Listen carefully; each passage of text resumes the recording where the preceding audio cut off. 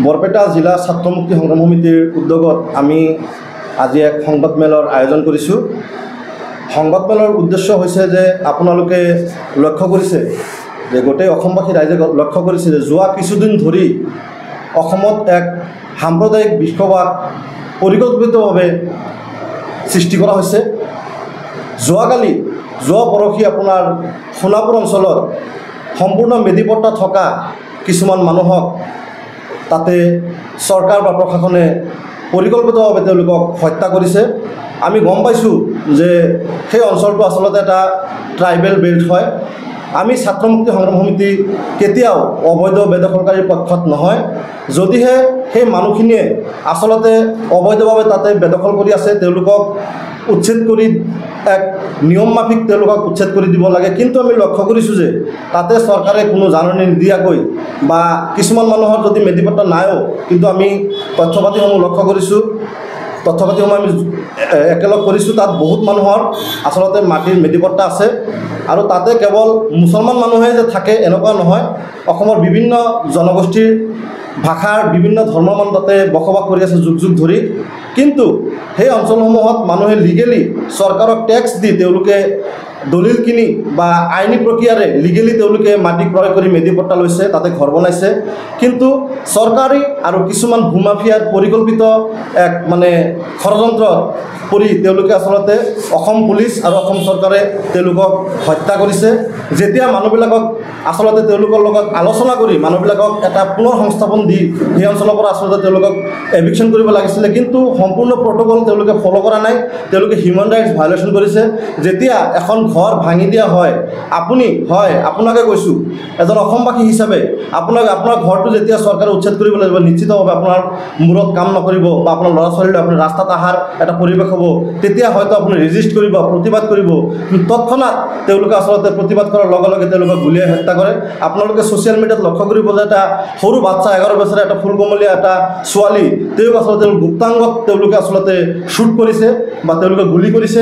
তাৰপিছত যেতিয়া অবৈধভাৱে অসম চৰকাৰ বা অসম চৰকাৰৰ দ্বাৰা পৰিচালিত যি অসম পুলিচ, তেওঁলোকে আচলতে তেওঁলোকক অত্যাচাৰ কৰি তেওঁলোকক পেলাই থৈ আহে, হত্যা কৰি থৈ আহে, কিছুমান মানুহ আঘাতপ্ৰাপ্ত হয়। পৰৱৰ্তী সময়ত আমাৰ কৃষক মুক্তি, ছাত্ৰ মুক্তি বা বিভিন্ন দল সংগঠন বা কিছুমান সচেতন ৰাইজে সেই অঞ্চলত গৈ সেই মানুহসমূহক গুৱাহাটী মেডিকেল কলেজত ভৰ্তি কৰায়। কিন্তু তাত দেখিবলৈ পোৱা যায় যে মেডিকেল কলেজৰ কিছুমান একাংশ চৰকাৰী কৰ্মচাৰীয়ে তাত ভেদভাৱ সৃষ্টি কৰে। তেওঁলোকে আচলতে তেওঁলোকক এডমিট নকৰে বুলি কয় বা পৰৱৰ্তী সময়ত কৰা হ'ব ডক্টৰ নাই, এনেকুৱা ধৰণৰ বিভিন্ন ভেকুৱান তেওঁলোকে সৃষ্টি কৰে। পৰৱৰ্তী সময়ত আমাৰ কিছুমান সতীৰ্থৰ লগে লগে আমাৰ ৰাইজৰ দলৰ যিজন সভাপতি শিৱসাগৰৰ বিধায়ক অখিল গগৈ ডাঙৰীয়াক তেওঁলোকে যোগাযোগ কৰাৰ পিছত অখিল গগৈ ডাঙৰীয়া আচলতে আপোনাৰ GMCH মেনেজমেণ্টক ফোন কৰাৰ পিছত আচলতে তেওঁলোকক ভৰ্তি কৰে বা প্ৰাথমিক চিকিৎসাসমূহ দিয়ে। পৰৱৰ্তী সময়ত তেওঁলোকৰ আমাৰ সতীৰ্থসকলে যথেষ্ট সহায় কৰিছে। কিন্তু আজি প্ৰেছ মিট দিয়াৰ এটা উদ্দেশ্য হৈছে যে আপোনালোকে জানে যে বিগত সময়ত অসম চৰকাৰৰ হাতত আচলতে কোনো আপোনাৰ ৰাজনীতি কৰিবলৈ তেওঁলোকৰ আচলতে ভাল এটা তেওঁলোকে অস্ত্ৰ পোৱা নাই। আৰু যোৱা সময়ত আপোনালোকে জানে যে যি নেৰেটিভৰ হিন্দু মুছলমান ৰাজনীতি চলিছিল, অসমৰ ৰাইজে আচলতে তেওঁলোকক প্ৰত্যাখ্যান কৰাৰ যি পৰিস্থিতি হৈছে, সেই পৰিস্থিতি চাই আচলতে হিমন্ত বিশ্ব শৰ্মা বা তেওঁৰ বাহিনী আচলতে ভয় খাইছে। সেইকাৰণে যেতিয়া এটা ডাঙৰ ইছ্যু হ'ব, আপোনালোকে লক্ষ্য কৰিব যে মাজুলীত হিমন্ত বিশ্ব শৰ্মাৰ পৰিয়ালে যেতিয়া মাটিৰ কেলেংকাৰী ওলালে বা মাটি কিনিছে বুলি এটা কথা ওলালে, লগে লগে আপোনালোকে চাইছে যে উজনি অসমত কিছুমান মুছলমান সম্প্ৰদায়ৰ মানুহক তেওঁলোকে টাৰ্গেট কৰি এটা নেৰেটিভ ডাইভাৰ্ট কৰিবলৈ তেওঁলোকে চেষ্টা কৰিছে। এইটো আচলতে তেওঁলোকৰ সম্পূৰ্ণ এটা নেৰেটিভ মেনেজমেণ্ট বা পাৰচেপশ্যন মেনেজমেণ্ট, যাক আমি অসমীয়াত আচলতে ধাৰণাৰ যিটো আপোনাৰ মেনেজমেণ্ট বুলি কয়, ধাৰণা সৃষ্টি কৰা। অসমত যেতিয়া ডাঙৰ এটা কেলেংকাৰী ওলাব, বিশেষকৈ চৰকাৰী পক্ষৰ কিছুমান যেতিয়া কৰাপশ্যন ওলাব বা মুখ্যমন্ত্ৰী পৰিয়ালৰ যেতিয়া ভূমি কেলেংকাৰী ওলাব, তেতিয়া তেওঁলোকে সেই মেটাৰটো আচলতে ডাইভাৰ্ট কৰিবলৈ তেওঁলোকে বিভিন্ন ধৰণৰ মুছলমান সম্প্ৰদায়ৰ মানুহক তেওঁলোকে টাৰ্গেট কৰি লয়। আৰু 2-3 দিনতে তেওঁলোকৰ কিছুমান পোহনীয়া আপোনাৰ সংবাদ মাধ্যমৰ দ্বাৰা অনবৰতে আপোনাৰ প্ৰচাৰ কৰি সেই ইছ্যুসমূহ ডাইভাৰ্ট কৰা হয়। সেই ইছ্যুটো তল পৰাৰ পিছতেই আপোনালোকে কৰিব যে যোৱা কিছুদিন ধৰি অসমৰ নিৰীহ মানুহক, বঞ্চিত যুৱ প্ৰজন্মক এটা ট্ৰেডিং কোম্পানী আহি তেওঁলোকে সেই ট্ৰেডিং কোম্পানীৰ দ্বাৰাই লাখ লাখ কোটি কোটি টকা তেওঁলোকে প্ৰায় 5,000 কোটি টকা বা 3,000 কোটি টকাৰ কেলেংকাৰী সংঘটিত কৰিছে। কিন্তু আমি দেখিবলৈ পালোঁ যে যিবিলাক মানুহে আচলতে কেলেংকাৰী কৰিছে, সেই বিশাল ফুকন, সেই চুমি বৰা, তেওঁলোকক আচলতে চৰকাৰী পক্ষে আচলতে ডাঙৰ ডাঙৰ গেষ্ট হাউচত তেওঁলোকে প্ৰটেকশ্যন দিছে বা তেওঁলোকক জেলত আগতে তেওঁলোকক চাফা কৰি AC ফ্ৰিজ লগাই দিছে, তেওঁলোকক যাতে কোনো টাচ কৰিব নোৱাৰে। কিন্তু যেতিয়াই অসম পুলিচৰ ওপৰত অসমৰ ৰাইজে সন্দেহ কৰিবলৈ ধৰিলে যে এই ইস্যুটো কি হ'ল, এনেকুৱা ডাঙৰ কেলেংকাৰী কৰাৰ পিছত তেওঁলোকৰ তদন্ত দূৰৰ কথা, তেওঁলোকক আচলতে 5 ষ্টাৰ গেষ্ট হাউচত ৰখা হৈছে, তেওঁলোকক জেলত 5 ষ্টাৰৰ ফেচিলিটি দিয়া হৈছে। লগে লগে তেওঁলোকে আকৌ আৰম্ভ কৰিলে কি যে সোণাপুৰত যিবিলাক তোমালোকে চোৱা অন্যায়ভাৱে কিছুমান মুছলমান বা মিয়া সম্প্ৰদায়ৰ যদি মানুহ আছে তেওঁলোকক টাৰ্গেট কৰা আৰু নিজৰ কিছুমান আপোনাৰ পেইড কিছুমান আপোনাৰ সংবাদ মাধ্যমৰ জৰিয়তে অনবৰতে সেইবিলাক টেলিকাষ্ট কৰি যাতে অসমৰ মানুহক সেই আচলতে যি ডাঙৰ কেলেংকাৰী হৈছে, সেই কেলেংকাৰীত যে ডাঙৰ ডাঙৰ ৰৌ ভৰালি জড়িত হৈ আছে, সেই কেলেংকাৰীত আপোনাৰ ডাঙৰ ডাঙৰ প্ৰশাসনিক বিষয়া বা APS IPS IAS বা কিছুমান ডাঙৰ ডাঙৰ মন্ত্ৰীৰ নামত এটা সাঙুৰ খোৱা আছে। আপোনালোকে জানে যে এটা ট্ৰেডিং কোম্পানীৰ পৰা আমি ইতিমধ্যে বিভিন্ন সংবাদ মাধ্যমত জৰিয়তে গম পাইছে ট্ৰেডিং কোম্পানীৰ পৰা মুখ্যমন্ত্ৰী ৰিলিফ ফাণ্ডতো পইচা আহিছে। এই ইস্যুসমূহ আচলতে তেওঁলোকে ডাইভাৰ্ট কৰিবলৈ কিছুমান নিৰীহ মানুহক, দুখীয়া মানুহ যিসকলে আচলতে নদীয়ে আপোনাৰ তেওঁলোকে গৰাখহনীয়া তেওঁলোকে ঘৰ বাৰী উঠাই লৈ গৈছে, তেওঁলোকে গুৱাহাটী বা তাৰ ওচৰে পাজৰত গৈ তেওঁলোকে কিবা কিবি কৰি নিজৰ পৰিয়ালটো পোহপাল দিছে, কিন্তু তেওঁলোকক আচলতে হত্যা কৰি তেওঁলোকে আচলতে এই যি আপোনাৰ যি কুটিল যি ৰাজনীতি, যি লেতেৰা ৰাজনীতি, যি হত্যা কৰি যি ক্ষমতাত থকাৰ যি খক, এইটো আচলতে তেওঁলোকে পৰিচালিত কৰিছে। এই হিচাপতে আমি ছাত্ৰ মুক্তি সংগ্ৰাম সমিতিয়ে আপোনালোকে জানে যে আমি কোনো কথা আচলতে তথ্য বা কোনো আপোনাৰ বেছ নোহোৱাকৈ ডাটা নোহোৱাকৈ নকওঁ। আমাৰ লগত তথ্য আছে। আপোনালোকে যে সেই সোণাপুৰ অঞ্চলত আপুনি সংবাদ মাধ্যমক আহ্বান জনাইছোঁ, কেতিয়াবা আপোনালোকেও সেই আচলতে কৰাপশ্যনটো কেনেকৈ হয়, আচলতে ওপৰৰ পৰা মেনেজমেণ্টবিলাক কেনেকৈ হৈ আছে, আমাৰ অসমৰ মানুহক কেনেকৈ আপোনাৰ ধৰ্মৰ নামত আচলতে তেওঁলোকে বিগ বিলাই আচলতে আমাক ভাগ কৰিছে, তাৰ এটা সৰু উদাহৰণ দিছোঁ। যি সোণাপুৰ অঞ্চল, সেই সোণাপুৰ অঞ্চলত আচলতে অসম চৰকাৰে 1983 তাত 66 বিঘা মাটি তেওঁলোকে ৰিজাৰ্ভ বুলি অসম চৰকাৰে তেওঁলোক তাত কৰিছিলে, ৰিজাৰ্ভ বুলি ঘোষণা কৰিছিলে। তাৰ পৰৱৰ্তী সময়ত আপোনালোকে জানে যে তাতে বৰ্তমান এটা ভূমাফিয়া আছে, এটা বুলি নহয় এটা গ্ৰুপ আছে ভূমাফিয়া, তেওঁৰ নামটো মই জয়কিশোৰ চাহু নামৰ এটা ভূমাফিয়া আচলতে তেওঁলোকে অবৈধভাৱে তাতে দখল কৰিছে। তাৰ প্ৰমাণ সহকাৰে মই কৈ আছোঁ, 1983 যেতিয়া অসম চৰকাৰে সেই ৰিজাৰ্ভ ফৰেষ্ট বুলি ঘোষণা কৰিছে সেই অঞ্চলটো, তাতে জয়কিশোৰ চাহুৰ যিজন পিতৃ ব্ৰজকিশোৰ চাহু, তেওঁ কিহৰ আচলতে আওতাত বা কি ৰাজনৈতিক আপোনাৰ আশীৰ্বাদত তেওঁক 1985 বা 86ত আচলতে তেওঁৰ নামত মাটি হস্তান্তৰ কৰা হয়। কিন্তু পৰৱৰ্তী সময়ত অসম চৰকাৰৰ ফৰেষ্ট বিভাগে মানে বন বিভাগে সেই মাটিখিনি আচলতে কাকো মেডিপাট্টা দিব নোৱাৰিব বা দখল কৰিব নোৱাৰিব বনাঞ্চলৰ, তাৰ কাৰণে এভিকশ্যন কৰে।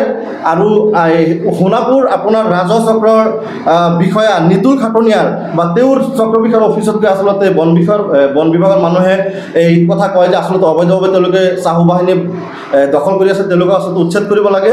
কিন্তু পৰৱৰ্তী সময়ত দেখা গ'ল এই যিজন আপোনাৰ সোণাপুৰ ৰাজহ চক্ৰ বিষয়া নিতুল খাটনিয়াৰ, তেখেতৰ নেতৃত্বত ইমান ডাঙৰ এটা এভিকশ্যন আপোনাৰ ফৰেষ্ট ডিপাৰ্টমেণ্টৰ কমপ্লেইন দিয়াৰ পিছতো সেই নিতুল খাটনিয়াই কেনেকৈ আপোনাৰ সেই জয়কিশোৰ চাহু বাহিনীক সেই ভূমাফিয়াক কেনেকৈ মাটিৰ মেডিপাট্টা দিব পাৰিলে, সেইটো আমি ছাত্ৰ মুক্তি সংগ্ৰাম সমিতিয়ে প্ৰশ্ন কৰিছোঁ। দ্বিতীয় কথাটো হৈছে যে তাত যিজন সুশীল কলিতা নামৰ যিজন আপোনাৰ লাট মণ্ডল, এই সুশীল কলিতা ৰাজচক্ৰ বিষয়া খাটনিয়াৰ আৰু এই চাহু বাহিনী আচলতে তেওঁলোকক চৰকাৰে ৰক্ষণাবেক্ষণ দিব খুজিছে নেকি? আৰু এনেকুৱা ধৰণৰ ডাঙৰ ভূমাফিয়া বা 66 বিঘা মাটিৰ আপোনালোকে জানে যে অসমৰ মুখ্যমন্ত্ৰী বা তেওঁৰ পৰিয়ালৰ মাটিৰ প্ৰতি খুব লোভ, তাতে তেওঁলোকে ক'ৰবাত মাটি পালেই হ'ল, তাতে মুছলমান হত্যা কৰি হ'লেও ইছ্যু ডাইভাৰ্ট কৰি হ'লেও তেওঁলোকে মাটিখিনি ল'ব। নিশ্চিতভাৱে এই চাহু কলিতাৰ ওপৰত এই জয়কিশোৰ চাহু, নিতুল খাটনিয়াৰ, সুশীল কলিতা এই বাহিনীৰ ওপৰত যি ভূমাফিয়া, যি নেক্সাছ, SDC, লাট মণ্ডল, ভূমাফিয়া, চৰকাৰৰ পক্ষৰ কিছুমান আপোনাৰ মানুহ তেওঁলোকে মিলি যি নেক্সাছ তৈয়াৰ কৰিছে, যে অবৈধভাৱে চৰকাৰী মাটি দখল কৰিব খুজিছে, সেই ইছ্যুটো আচলতে গাপ দিবলৈ এই যিবিলাক আপোনাৰ নিৰীহ মানুহ, যি বঞ্চিত মানুহ, যিসকলে আচলতে দুমুঠি খাবলৈ নাই, তেওঁলোকক হত্যা কৰে, তেওঁলোকে হিউমেন ৰাইটছ ভায়োলেশ্যন কৰিছে। আমি ছাত্ৰ মুক্তি সংগ্ৰাম সমিতিয়ে অসম চৰকাৰ বা যিজন পুলিচে শ্বুট কৰিছে বা যিজন এই নিতুল খাটনিয়াৰ যিজন অবৈধভাৱে ভূমাফিয়াক আপোনাৰ মেডিপট্টা দিছে, আচলতে তেওঁলোকৰ বিৰুদ্ধে আমি আইনী ব্যৱস্থা ল'ম নিশ্চিতভাৱে আগন্তুক সময়ত।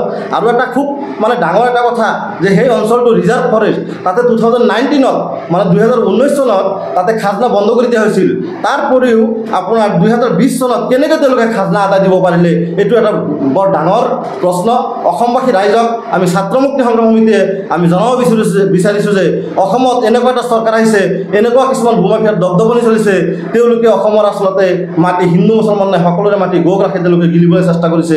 যেতিয়া এই কথাবিলাক এক্সপ'জ হয়, যেতিয়া শিক্ষক মুক্তি ছাত্ৰ মুক্তি সংগ্ৰাম সমিতিয়ে এই বিভিন্ন ইস্যুসমূহ এক্সপ'জ কৰে, তেতিয়া অসমত এটা মুছলমান জনগোষ্ঠীৰ বা মিয়া সম্প্ৰদায়ৰ কোনোবা মানুহক ঘৃণাৰ কিছুমান মন্তব্য দিয়ে বা তেওঁলোকক হত্যা কৰি সেই ইস্যুসমূহ ডাইভাৰ্ট ডাইভাৰ্ট কৰি এটা বেলেগ নেৰেটিভৰ ফালে লৈ যোৱা হয়। সেইকাৰণে অসমবাসী ৰাইজক আমি সচেতন হ'বলৈ আমি আহ্বান জনাইছোঁ। আপোনালোকে আচলতে প্ৰকৃত অৰ্থত হিন্দু মুছলমানৰ কোনো খেল নাই। ইয়াত যে ডাঙৰ কৰ্পৰেট গোষ্ঠী, ইয়াত যে ভূমাফিয়াৰ দপদপনি, ইয়াত যে মুখ্যমন্ত্ৰী পৰিয়াল জড়িত হৈ আছে, এই বিষয়ে আমি জনাব বিচাৰিছোঁ। আৰু পৰৱৰ্তী সময়ত যিসকল মানুহক আচলতে হস্পিটেলত ভৰ্তি কৰা হৈছিল, তাৰ কাৰণে আমাৰ ছাত্ৰমুক্তি কৃষকমুক্তি বা অসমৰ কিছুমান মানৱদৰদী কিছুমান সংগঠন বা মানৱদৰদী কিছুমান আপোনাৰ সচেতন ব্যক্তি আচলতে টেক কেয়াৰ কৰি আছে। আমাৰ অখিলদায়ো যথেষ্টখিনি খবৰ লৈ আছে, তাৰ কাৰণে আমি অখিলদাক ধন্যবাদ জনাইছোঁ। জি এম চিত কিছুমান আপোনাৰ তেনেকুৱা পাৰ্চিয়েলিটি কৰা বা তেনেকুৱা বিষ ভাৱ থকা কিছুমান কৰ্মচাৰী আছে। আমি আচলতে তেওঁলোকৰ বিৰুদ্ধেও ডিছক্ৰিমিনেশ্যনৰ আণ্ডাৰত আচলতে তেওঁলোকৰ বিৰুদ্ধে আইনী ব্যৱস্থা ল'বলৈ আমি আহ্বান জনাইছোঁ।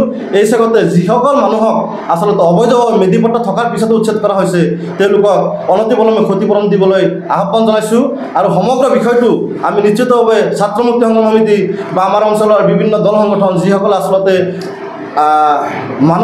মানুহৰ হকে কাম কৰে, কোন ধৰ্মৰ ভিত্তি নাচায়, কোন কি ধৰ্ম সেইবিলাক তেওঁলোকক গুৰুত্ব নিদি আচলতে মানুহৰ হকে কাম কৰাৰ ইচ্ছা, তেনেকুৱা ধৰণৰ বিভিন্ন দল সংগঠনৰ লগত আমাৰ ইতিমধ্যে আলোচনা চলিছে।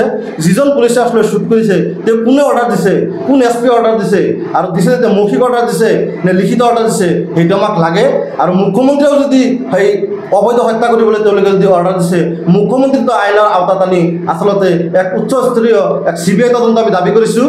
আৰু আগন্তুক দিনত নিশ্চিতভাৱে ছাত্ৰমুক্তি সংগ্ৰাম সমিতি অসমৰ বিভিন্ন জনগোষ্ঠীৰ লগত যিকোনো ধৰণৰ অন্যায় হওক আমি সদায় তেওঁলোকৰ লগত আছোঁ। আগন্তুক সময়ত এই দুখীয়া মানুহৰ, বঞ্চিত মানুহৰ আৰু যিসকল মানুহৰ আচলতে অন্যায় কৰাৰ পিছত নিজৰ কণ্ঠ নাই, তেওঁলোকৰ কণ্ঠ হিচাপে আমি কাম কৰি যাম আৰু সংগ্ৰাম আমাৰ অব্যাহত থাকিব। ইতিমধ্যে আমি সোণাপুৰৰ বিষয়ে আলোচনা কৰিলোঁ, কিন্তু যদি অসমবাসী ৰাইজ বিশেষকৈ আমাৰ যুৱ প্ৰজন্ম শিক্ষিত সমাজক আমি আহ্বান জনাইছোঁ যে আচলতে আপোনালোকে নেৰেটিভটো বুজিবলৈ চেষ্টা কৰিব যে আচলতে ৰাজনীতি চলে এটা ধাৰণাৰ ওপৰত, এটা নেৰেটিভৰ ওপৰত। বৰ্তমান অসমত বিশেষকৈ যোৱা লোকসভা ইলেকশ্যনত যেতিয়াই বদৰুদ্দিন আজমল হাৰিছে, তেতিয়াই আপোনালোকে জানে যে হিমন্ত বিশ্ব শৰ্মাৰ ৰাতি টোপনি নাই। তেওঁ কেনেকৈ ৰাজনীতি কৰিব, তেওঁৰ যিটো মূল চাবিকাঠি আছিল, যিটো তাবিজ আছিল, যিটো ঝৰা ফুকাৰ ৰাজনীতিৰ জৰিয়তে তেওঁ আচলতে ভয় ভাৱ খুৱাই আচলতে অসমৰ খিলঞ্জীয়া মানুহক ভয় দেখুৱাইছে যে লৈ গ'ল বদৰুদ্দিন আজমল জিকিলে, সেই কথা কৈ বা মুছলমানক ভয় দেখুৱাই তেওঁলোকে ক্ষমতাত আহিছে বা এটা চিম্বলিক পলিটিক্স বা এটা নেৰেটিভ তৈয়াৰ কৰিছিলে যে আমি নাহিলে বদৰুদ্দিন আজমল আহিব, অমুক আহিব। এই ৰাজনীতিত অসমৰ কিছু অংশ মানুহে ভুল যায়, তেওঁলোকে যোৱা 10টা বছৰ হয়তো ক্ষমতাত আহিছে, কিন্তু যোৱা লোকসভা ইলেকশ্যনত যিটো ভোটৰ পেটাৰ্ণ আচলতে বদৰুদ্দিন আজমল বা AIUDF নামৰ দলটোক আচলতে অসমৰ ৰাইজে, বিশেষকৈ অসমৰ সংখ্যালঘু ৰাইজে গোটেই অসমত নস্যাৎ কৰিছে।